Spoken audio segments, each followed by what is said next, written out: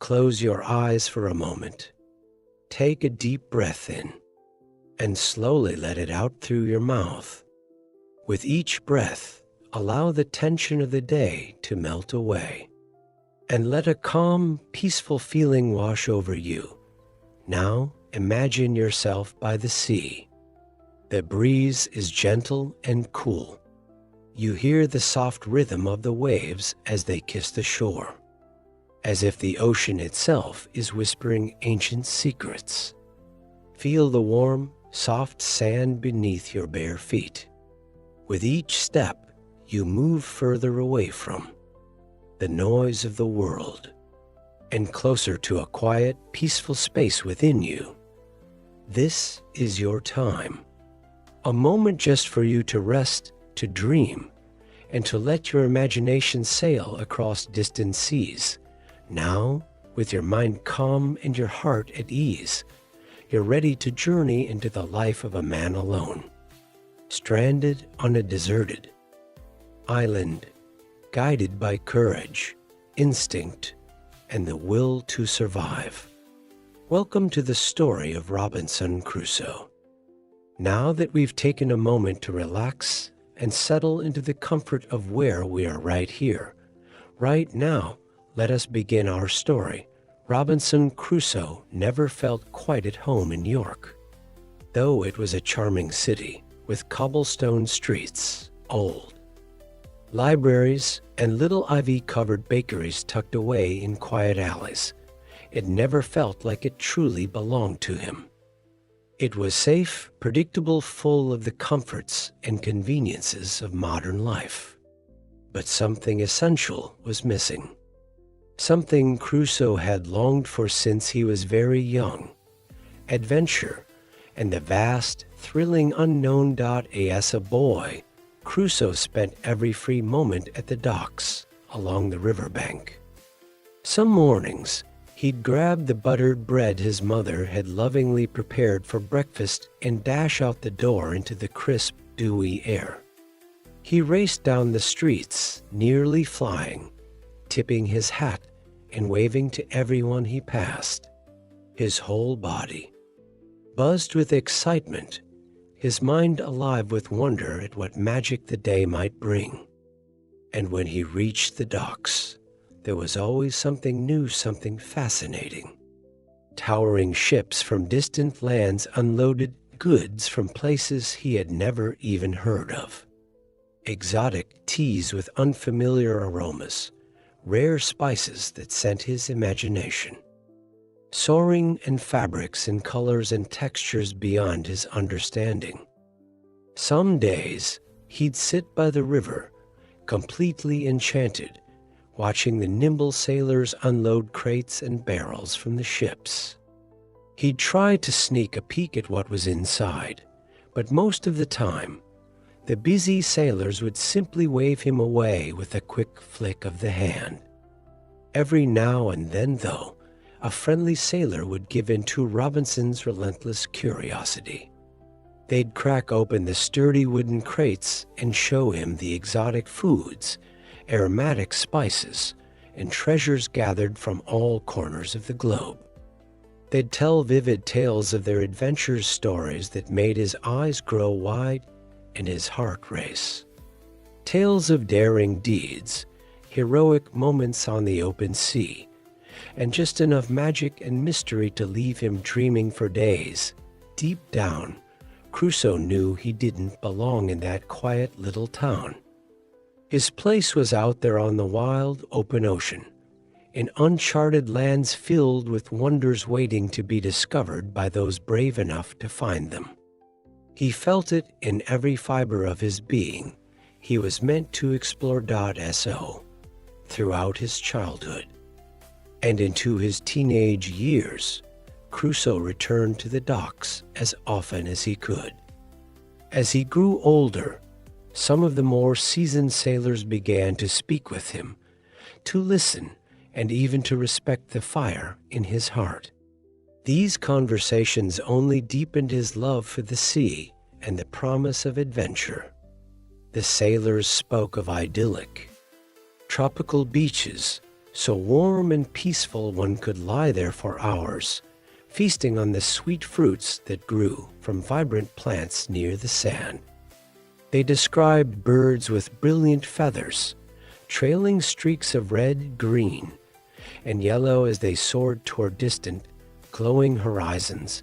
Everything they described was so breathtaking, so vivid, that Crusoe swore he could smell the warm sand and salty sea air.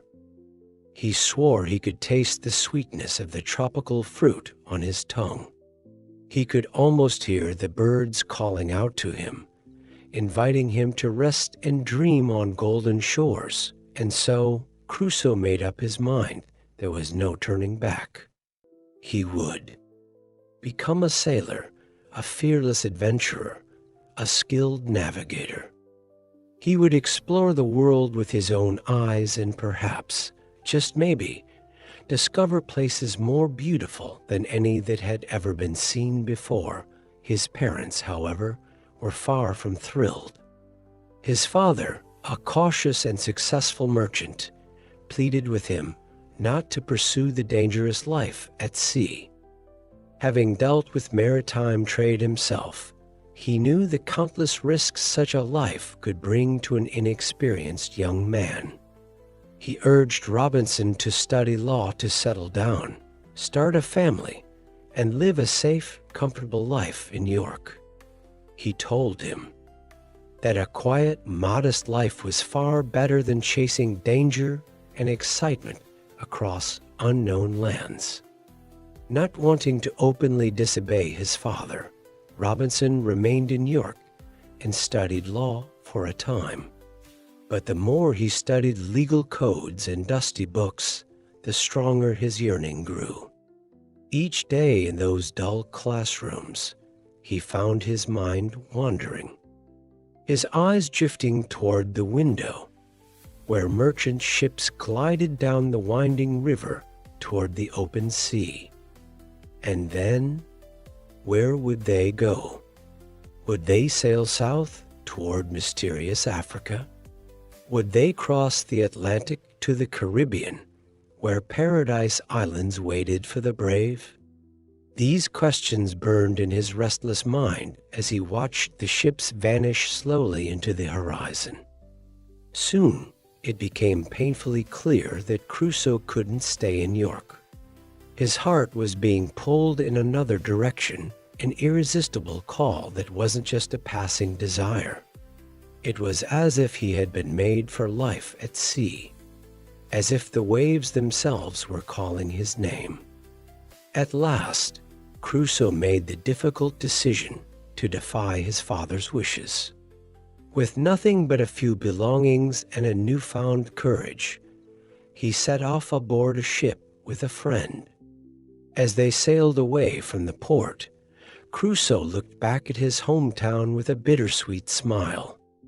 It had been a good home, safe and kind, but now it was time to chase his destiny.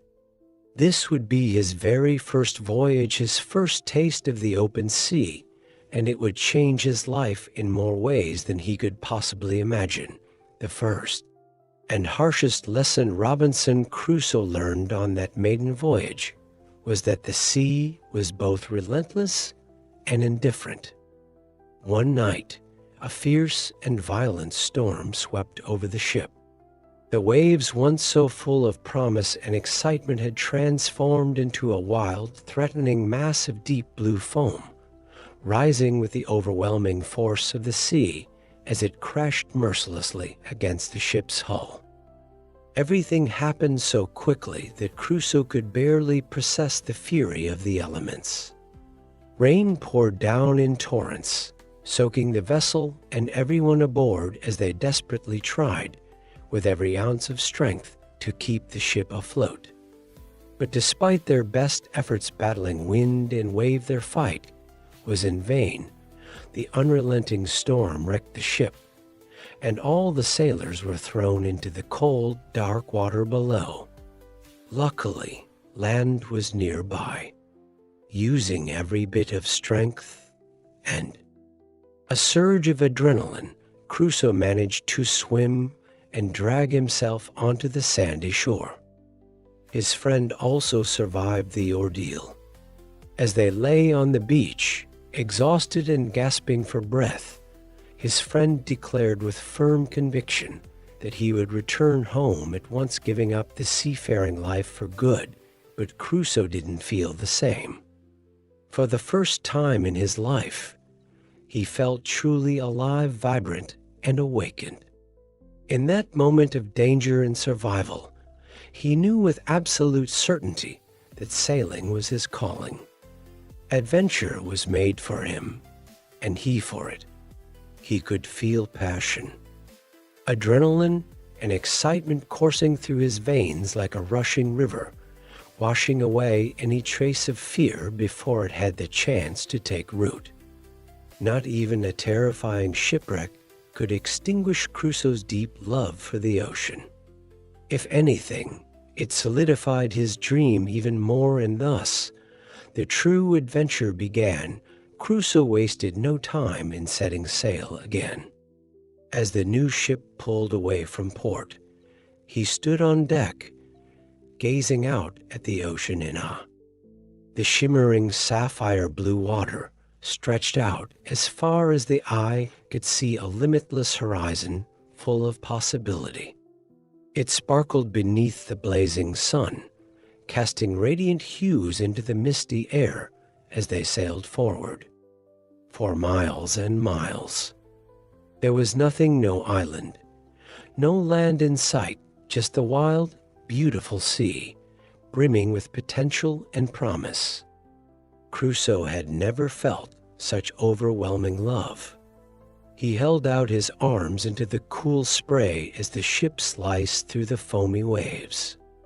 The salty mist revived him, reminding him once more that this was home.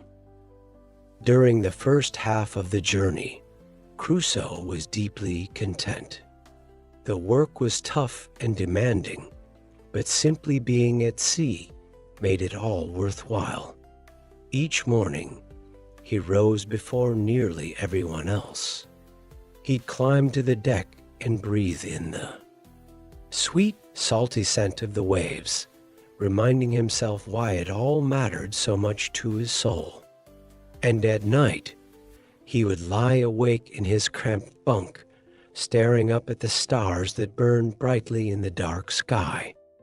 He'd close his eyes and listen to the sound of the waves gently rocking the ship. They would brush against the hull, then drift off into the open sea. It was a lullaby of timelessness and deep, quiet joy, but the voyage wasn't all peace and wonder. Once again, Crusoe faced the harsh and dangerous reality of the life he had chosen. While sailing near the coast of Morocco, the ship was attacked and overtaken by ruthless pirates. Almost immediately, Crusoe was enslaved and taken to the city-state of Sel, in what is now modern-day Morocco. For 2 long, grueling years, he lived under the harsh rule of his captors, toiling under the scorching sun and dreaming every night of the freedom he had once known at sea. Nearly 2 years into his desperate captivity, Crusoe finally managed to escape. Relying on his wit and courage to do so, he fled from his captors in a small boat, once again chasing freedom, and he found it in the most unlikely place. He was discovered by a Portuguese ship sailing along the West African coast. Exhausted, dehydrated, and sunburned, he was taken aboard by the kind-hearted captain, who informed him they were headed to Brazil. Crusoe. This sounded like music from heaven. He had always dreamed of crossing the vast Atlantic and exploring the fabled lands of the New World, but had never been sure that dream would come true.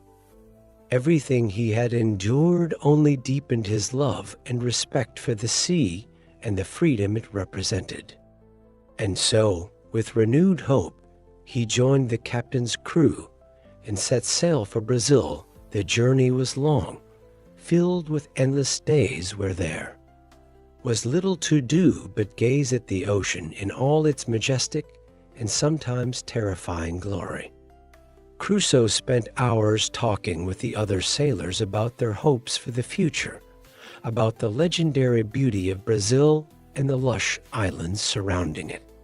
And when Crusoe finally caught sight of Brazil's rocky, mountainous, and stunningly green coastline, he felt as though he couldn't breathe. It was so breathtaking, so unlike anything he had ever seen, that it nearly brought tears to his eyes. A place his ancestors could never have dreamed of seeing. A place filled with the promise of adventure and otherworldly beauty. Crusoe settled in Brazil for a time, and through hard work, he established a thriving plantation in the fertile hills. For several years, he enjoyed a peaceful life there, exploring the strange tropical paradise and tending to his growing land. But then the irresistible call of adventure returned, stronger than ever, and Crusoe joined a new trading expedition, this time bound for Africa. And as he sailed once more into the open ocean, that familiar sensation of indescribable freedom and profound peace washed over him again. There he was, exactly where he belonged, where sky and sea mirrored each other perfectly, blending together at the horizon. Back where the breeze carried the scent of salt, sand, and the invigorating freshness of the open world. But unfortunately for Crusoe and the rest of the crew, the ship would never reach its intended destination in Africa. Near the coast of Venezuela, a violent and sudden storm descended upon them, tragically wrecking the ship against the rocky shore of an unknown island. Crusoe knew instinctively that this wreck was unlike any he had experienced before. There was an overwhelming sense of hopelessness, a real and terrifying chaos to it all. As he was thrown into the churning water, he clung desperately to a piece of floating wreckage to stay afloat. Using the faint, ghostly light from the storm, and with a superhuman effort, Crusoe managed to reach the shore safely. For a long moment, he lay motionless on the cold, with sand, exhausted and in shock. He thought back to when he was a child, dreaming of lying on the sand of distant and exotic tropical islands. Back then, it had been a comforting thought that lulled him to sleep. Back then, the brutal and very real danger of such an adventure had never felt so close. It soon became painfully clear to Crusoe that he was the sole survivor of the dreadful shipwreck, aside from the captain's loyal dog and two clever cats that, somehow, had also made it ashore. He was completely alone on this remote island, far from anyone he had ever known, far from any soul who could help him in his desperate state. Crusoe named the island the Isle of Despair, and for a long time, despair was all he felt, a deep, paralyzing hopelessness. He longed with all his heart to be back at his plantation in Brazil, or better yet, safe in his home in England, where survival wasn't a daily struggle. But gradually, as the days passed, those overwhelming feelings of despair began to fade. Crusoe knew he couldn't afford to become a prisoner of fear.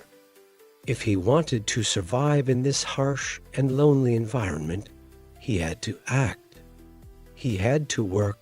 So he salvaged everything he could from the wreck before it sank completely beneath the relentless waves.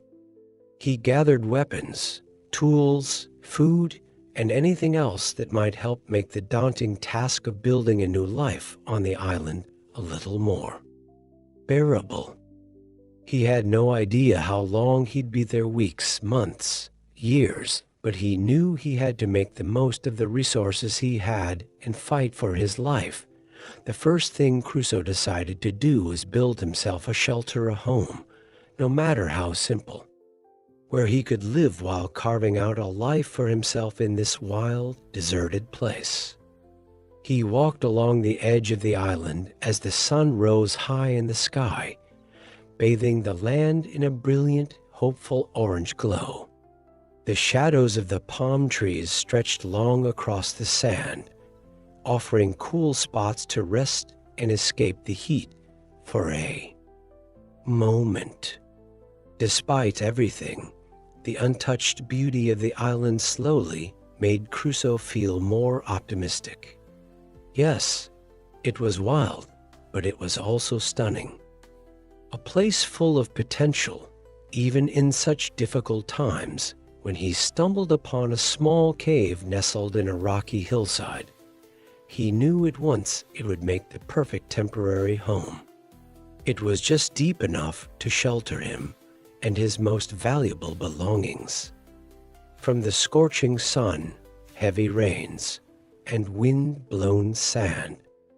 With great effort, he crafted a wooden cross and carved into it the date of his fateful arrival, September 30th, 1659. With each day that passed in solitude, he would carve a new mark into the cross, a makeshift calendar of survival. He quickly settled into the moss-covered cave, turning it into a refuge. He built a small, surprisingly cozy bed for himself using materials salvaged from the wreck, along with plants, wide leaves, and palm fronds found on the island. It was nothing like his comfortable room in Brazil or his familiar bed back in England, but it was his. In the middle of all that wilderness and solitude, he finally had something to call his own, a small piece of civilization in the heart of nature, and he intended to protect his new home with everything he had. One sunny afternoon, using an axe he had recovered, he began cutting down trees. He hummed to himself as he worked, grateful for the distraction that physical labor provided from his lingering anxiety. As he chopped, he couldn't help but notice the beautiful and exotic birds flying overhead.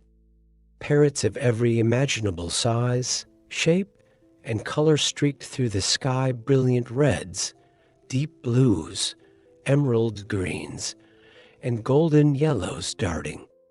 From branch to branch, their songs were sweeter and more melodic than anything he had ever heard. Often, while building a protective fence around his cave, he would pause just to listen.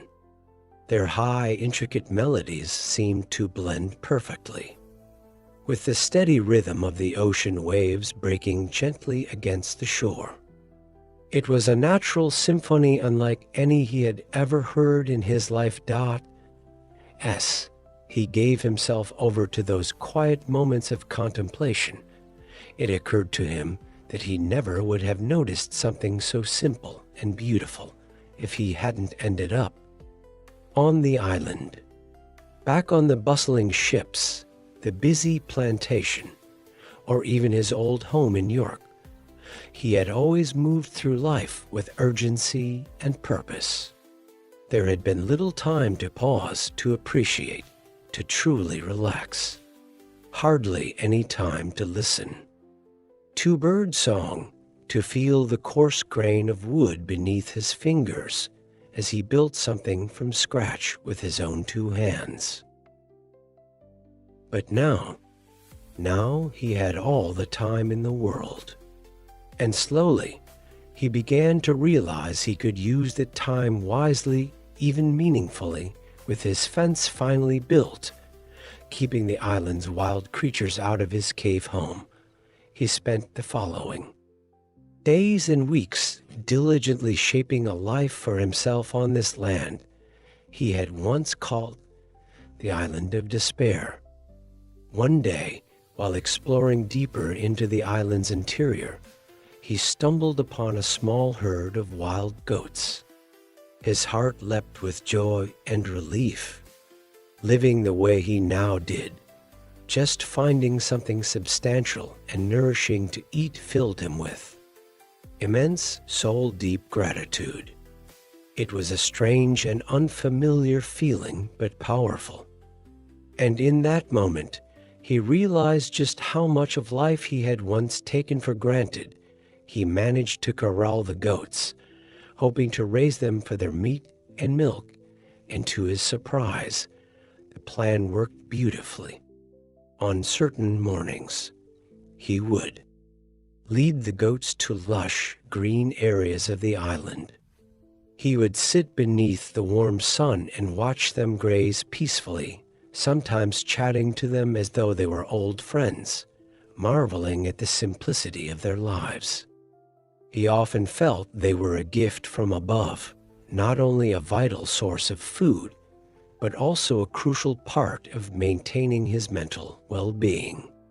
He even adopted one of the gentler goats as a pet, caring for her daily with the tenderness one might show a beloved animal back home.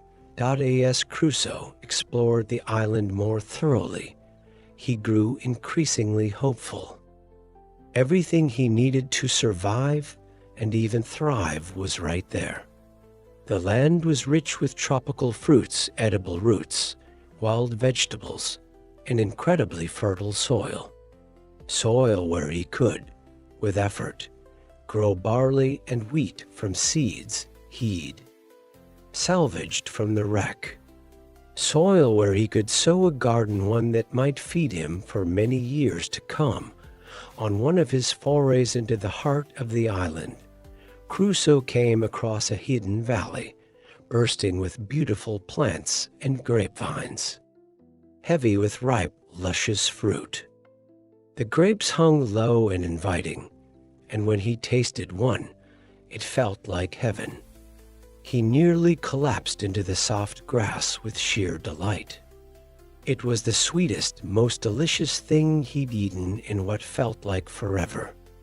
This hidden valley, surrounded by such abundance, felt like a true oasis, a gift from nature. Filled with renewed spirit, he built himself a shaded retreat there, a second country home. In its simplicity, it almost felt luxurious. From that moment on, Crusoe dedicated himself to making life on the island more comfortable and meaningful. He spent many days and nights reading from the Bible he had saved from the wreck, drawing comfort and strength from its words as he drew closer to God in his solitude. When not praying or reading, he found new ways to transform the wild terrain into something that resembled a home. With patience and resourcefulness, he made candles from animal fat, built a small cellar for storing food, and even began weaving baskets from the island's palm fibers. To his delight, he also learned to bake simple bread from the grain he had grown himself, craving more company than the dog, the goat, and the cats could offer. Crusoe took on the slow and careful task of training a pet parrot, whom he named Pole. Many afternoons, he would sit and watch the magnificent sunset, eyes dreamy and wistful, repeating his name in hopes the bird might learn it. Just hearing another living being say his name, even a bird, filled a deep void within him. It was a reminder of who he was, a reminder of his humanity. For many years, Crusoe lived in peaceful and purposeful solitude on the island. Against all odds, with incredible resilience and ingenuity, he built a beautiful and sustainable life. He could have surrendered to despair, to fear, to loneliness, but instead, he discovered the priceless value of inner peace, self-sufficiency, and the profound beauty of the natural world. He came to understand that while nature can be cruel, untamed, and unpredictable, it also provides everything we truly need to live. Through his many years on the island, Crusoe learned a great deal about the world, about himself, and about the very essence of life. But as much as this peaceful island life had become his reality, it could not last forever. One day, after 28 long years of solitude, an English ship suddenly appeared on the horizon. Cautiously hopeful, Crusoe soon learned that mutineers had taken control of the ship, planning to cruelly abandon the captain and a few loyal officers on the island. Seeing this as a divine opportunity to finally return home, Crusoe joined forces with the captain and his men, using his deep knowledge of the island to help retake the ship. After a tense and dangerous struggle, they succeeded. Crusoe then gave the mutineers a choice. They could return to England and face certain hanging for mutiny, or remain on the island and take their chances. Wisely, they chose the island. And, with surprising generosity, Crusoe offered them tools and guidance to help them survive, feeling a strange sense of duty to do so. And on December 19th, 1686, after nearly 3 decades, Crusoe left the island behind. The island that had taught him so much about the world, about human resilience, and about himself. The island that had, in ways both subtle and profound, changed his life forever. The island that had reconnected him to nature and to the things that truly mattered in life. As he sailed toward England, he knew he was no longer the same man who had washed ashore all those years ago. He was deeply transformed, shaped by solitude, survival, and revelation. But deep within his adventurous soul, one thing remained untouched: his insatiable thirst for exploration and his deep, unshakable love for the open sea. Now he held an even greater reverence for the overwhelming power of the ocean. And whatever adventures the future might still hold, he knew without a shadow of a doubt he was more prepared for them than ever before. And so, after 28 long years, Robinson Crusoe left behind the island that had shaped him. A place that, despite its solitude and hardship, had taught him patience, gratitude, and a deep connection to the natural world. He sailed away not as the man who had once washed ashore, but as someone transformed, someone who had learned to find peace in simplicity and strength in silence. As the ship carried him back to England, his heart held the memories, the lessons, and the quiet wisdom of a life reborn. And though the world ahead was full of change and new beginnings, a part of him would always remain with the island, that unexpected home that forever marked his soul. If this story brought you comfort, calm, or inspiration, let us know in the comments. Please like the video to help others discover this peaceful tale, and subscribe to the channel for more relaxing stories each week. Until the next adventure, sleep well and take care.